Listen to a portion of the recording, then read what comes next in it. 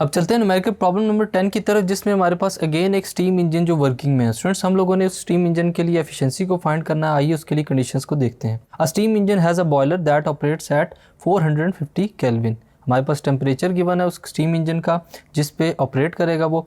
जो heat engine है students, वो चेंज करता है वाटर को स्टीम के अंदर, विच ड्राइव्स द पिस्टन, जिसकी वजह से पिस्टन चलेगा। जो एग्जॉस्ट टेम्परेचर होगा स्टूडेंट्स, जहाँ से एग्जॉक्शन होती है आउटसाइड द एयर, वो कितना है हमारे पास 300 केल्विन। ये हमारे पास एक और टेम्परेचर है जिसको सिंक टेम्परेचर भी कह सकते हैं। What is maximum efficiency of the steam engine, maximum efficiency को फाइंड करेंगे।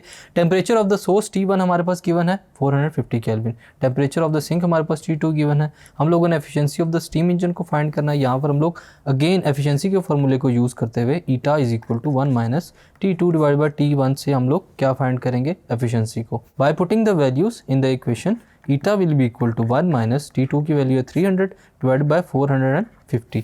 फर्दर सॉल्व करेंगे तो eta will be equal to 1 minus 0.666 which is equal to 0.333। Percentage efficiency हमारे पास क्या आएगी, eta will be equal to 0.333 multiply by 100 which gives 33.33%। So students, इस numerical problem के अंदर हम लोगों ने एफिशिएंसी के फार्मूले से फाइंड की efficiency of the steam engine. Thank you.